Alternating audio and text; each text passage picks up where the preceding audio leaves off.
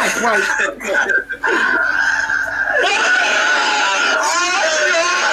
What the fuck is in your armpit? Look at his Why is he so happy? There's something in your armpit, and it's black, and it's not very nice. Yeah, it's called cancer. Cancer? You got cancer in your armpit? Yeah, it's cancer. Cancer? You got cancer in your armpit? Which, don't care. It's not gonna. It doesn't matter if I die. Don't care. Everything goes to. It doesn't really matter. So you don't care if you die? They removed most of it, so I really don't care. They removed most of it already. That one's just too close to. That one's just too close to a muscle, so they can't do it. Just so fucking weird and shit. So fucking weird. What about here too? Like, what did you order for yourself? This is lunch cheese. Fuck, that's it. Yo. Alright, Oh, here comes the police right now. Hey, we're getting McDonald's. Do you want anything? Do you want your Macca's or? They're the crazy people. But like I said, guys, we're gonna keep on doing what we're doing, and yeah, no one's gonna tell us to stop doing what we're doing. No, that's for a future date. But today we're just gonna have some more fun. We might do that, might not do that. I don't know yet, guys. Going back to my main computer on this.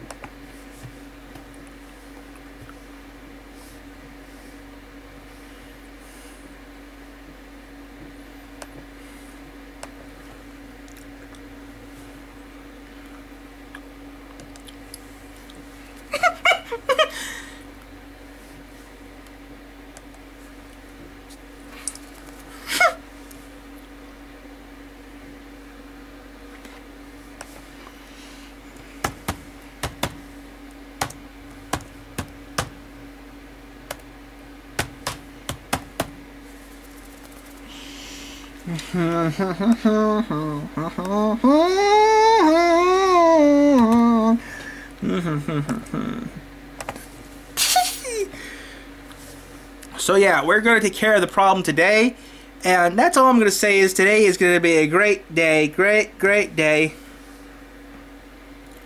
Lose your mind, today's going to be a great day. You're going to lose your mind. It's me, Pete Davidson. Tell you about the most amazing breakfast you could ever dream of. You lose your mind, and today's gonna be a good time. You're gonna lose your mind. Tracks that was almost lost to time. Okanichi Speedway. Ghost track? What the heck's a ghost track? NASCAR has held a lot of races over the course of its 70-year run. In just the Cup Series alone, over 170 tracks will have played host to 2,606 races by season's end this year. And of these 170 or so tracks, pretty much all of them have a well-documented history. A sizable plurality of them were simple dirt tracks built around state and county fairgrounds, and while most of those have closed down and withered away over the decades, a few of them still persist in one form or another. Columbia Speedway in Columbia, South Carolina is a popular spot for festivals, car shows, and swap meets. North Carolina State Fairgrounds in Raleigh, the site of the Cup Series' last dirt race, still has its grandstands up as the organizers now use them for concerts at the fair. Most tracks were meticulously documented by multiple people over the course of decades. A good number of them still have at least some portion of the original facility still standing, and you really don't have to do too much digging to find a picture or two of the tracks themselves. But one curious track bucks this trend. Right up at the top of the list of tracks for NASCAR on RacingReference.info is Air Base Speedway in Greenville, South Carolina, my hometown. But here's the thing. Not I or anyone else I know in the area ever even knew this track existed. No one ever talked about it. And as I began to dig deeper and deeper into Racing Reference's data, I began to even question whether or not it ever existed in the first place. It's rare to run across an honest-to-God ghost track, but here we have a true case of a track so obscure that even what little basic info we have on Racing Reference is called into question. First off, the track only ever held one race, and that was in 1951. Bob Flock won the race made up of a 15-car field, and the track was apparently a half-mile paved oval. With a name like Air Base Speedway, it's reasonable to assume that the track was at or near Donaldson Air Force Base, which closed down and just became Donaldson Center Airport after World War II in the 1960s. Now, a paved short track would have been pretty darn special in 1951. Pretty much the entire schedule, save for the Darlington race, was on dirt. So I, like many others, assumed that they had made a temporary track on the runways of the air base, but that got called into question too. Also, I seriously doubt that the Air Force would have let NASCAR hold a race on an active air base. That's just total lunacy. I followed the conversation in the comments on this track's page at Racing Reference, and someone said on Vocational Drive there is evidence of a dirt track on Google Street View, but didn't give an exact location. This guy got pretty upset about that, and then a breakthrough. My man here says he's found the exact address and even a picture of the track. It gives the exact location just south of 1507 Antioch Church Road at the entrance of what is now Sunland Distribution Incorporated. He says you can't find it on Google Earth or historical aerials, so he used a federal map site, but to my ire, he never stated what that site was. Damn, foiled again. But he did post a link to RacersReunion.com and some other folks who have been doing some sleuthing of their own about the Speedway. Sadly, this too just leads to more questions. Apparently, there's some discussion about whether or not this was actually Greenville-Pickens Speedway or the alleged Air Base Speedway. I wish they do that. I wish they have that. It would have to be some track other than Greenville-Pickens Speedway. I think I'd make a racetrack in Colon, Michigan right now. I could. The next two tracks in Colon. The Air Base Speedway was in fact its own entity and brings forth cold, hard evidence, newspaper clippings, and touts the NASCAR Grand National Circuit coming to town. But wait, last night this place had lights? There was a paved half-mile oval with lights in 1951, and that track just straight up disappeared with no recollection from locals or any evidence of its existence whatsoever? How? That track must have cost tens of thousands of dollars to build in 1950s money. How did it just slip away into obscurity? It cost at least $25,000. I don't think I can stress enough how big of a deal this was in 1951. Back then, your track would be considered a little bit hoity-toity if it had a concrete wall all the way around. Most of the time back in the day, they just put up some wooden fence post or some cheap guard railing and just hoped for the best. The next newspaper clipping confirms that yes, this race will be run at night, specifically at 9 p.m. But hold on again, between 60 and 65 cars? Why were only 15 listed on Racing Reference then?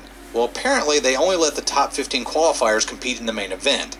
That seems like a really light field for a 200-lap main event on a half-mile track, if you ask me. But Racing Reference confirms it, so we'll just have to roll with that for now.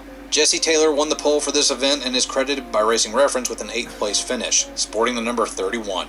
The rest of the field are the type of guys you'd expect. All the Flocks are here: Buck Baker, Lee Petty, Dick Rathman, awesome name by the way, Curtis Turner, etc., etc. But the next post by Mr. TMC Chase contains quite the twist. According to these articles, they made clear in no certain terms that the track was indeed dirt and not November 4th? They talk about there being almost no dust and even cold on the race being held at night. Wait a second, a night race in November? Well, that doesn't sound too smart to me. Cold. It's been cold as hell out. Yeah. What else were you supposed to do on a Saturday night in the 1950s? Stay at home and watch YouTube videos? I don't think so. Watch TV. Also, apparently the year before the 1951 race, Air Base Speedway was known as Greenville Textile Speedway, or just Textile Speedway. The textile industry had been the backbone of the local economy for nearly a century at that point, so it made sense to name the speedway after it. But I guess it sounded too much like Greenville-Pickens Speedway, so they gave it a little bit of panache with the name change. These articles were apparently found by searching for the promoter's name, Charlie Hicks, but I couldn't find anything more about who he was other than what was posted here. Apparently he was hoping to host a Grand National event even in 1950, and 1 year later he'd get his wish. He says he chemically treated the track to have there be less dust, but not no dust at all. That seems dangerous. Which means people were breathing in that chemical agent, whatever it was. Maybe that's why the track got shut down. Can you say class action lawsuit? But hey, that's just basic speculation. Back in 1970s, yeah. Grandpa, will this be our 1970s, yeah. Speculation on my part. And then finally the thread begins to wrap up with the last two posts by our main sleuth, Aldo Kanzian. And he mentions an article titled NASCAR's Forgotten Race in the January 2015 issue of Speed Sport magazine on page 12. No way to confirm that unless somebody just so happens to have that issue laying around somewhere, so we're just going to have to let sleeping dogs lie on that one. And then the big break in the case, pictures thanks to usgs.gov. He confirms the exact address and then posts some dead links of the track via postimg.org. This post is 3 years old and postimg went belly up 2 years ago. The names of the photos are still active though. Place of airbasespeedway.jpg, airbasespeedway.jpg, and airbasespeedwaynowadays.jpg. I go on the Wayback Machine and send it through and nothing. It never got archived. Whatever, we have the address. We know these roads, this is in our backyard, let's do this. Google Earth Pro for desktop only goes back to 1994 for this area, so we'll have to use Earth Explorer at usgs.gov. I mark the spot out in the criteria, go back in time, and nothing. This image is as close as I've gotten.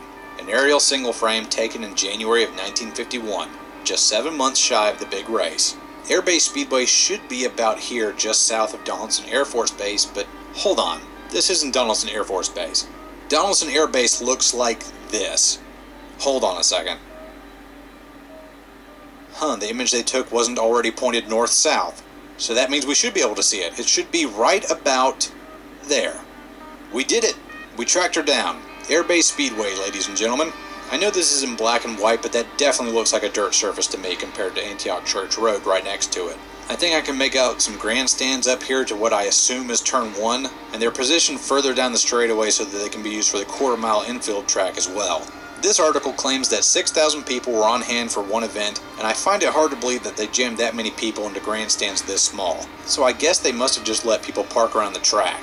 Over here is what looks like a parking lot, and that's about all there is to report on. No apparent concessions, bathrooms, tech shed, ticket booth, or really any structures for that matter, save for what looks like a wall around the track judging by the shadows, and billboards maybe in turns 1 and 2. These over here are houses for military housing on the base just for some sense of scale. But let's go off on a tangent for a second. Someone dead-ass built a half-mile dirt oval, put in some stadium lights, chemically treated the dirt so that it would produce less dust, and apparently gave it an entire wraparound wall, but didn't put in basic first-world amenities like bathrooms and concessions. I've changed my mind. I think that's why this track went belly up. They put all their money in the wrong spots, which is to be expected, to be quite honest, and even forgiven to a large extent. I mean, racetracks were a new endeavor for everyone at the time. It wasn't like there was a long history of the do's and don'ts of track construction and operation at the time. You couldn't just go look this up at the local library. So all these track promoters did this by sheer trial and error. And it looks like Airbase Speedway might have just been one of those errors. I did manage to get one other photo thanks to a guy by the name of Drive-Thru on the Outlap podcast. And this photo has the roads leading to the track highlighted. Unfortunately, there isn't any greater detail on the facility itself. But why did Airbase Speedway go bust? And when? Unfortunately, I wasn't able to find anything. But I did do some fidgeting around with Earth Explorer and I got this final photo. A ridiculously high-resolution single frame taken in 1964 in September. And I don't know about you, but this track looks thoroughly abandoned to me. There's no evidence of grandstands anymore, the parking lot looks like it's still kind of there, but the walls are hard to see, the track itself looks overgrown, and where I think the grandstands used to be, there's just a big tree now growing unchecked. Safe to say the only people racing around here at this time are the locals just for shots and goggles. Not to mention whatever held the lighting in place for night races has since been torn down too. That still doesn't explain why though, and that's where the trail runs completely cold. Here we had a dirt track with very few amenities, if any at all, but did perplexingly draw in decent crowds for the time. It hosted a big league NASCAR race and even had enough money behind it to hold night races. What kind of mad lad builds a racetrack with lights and grandstands but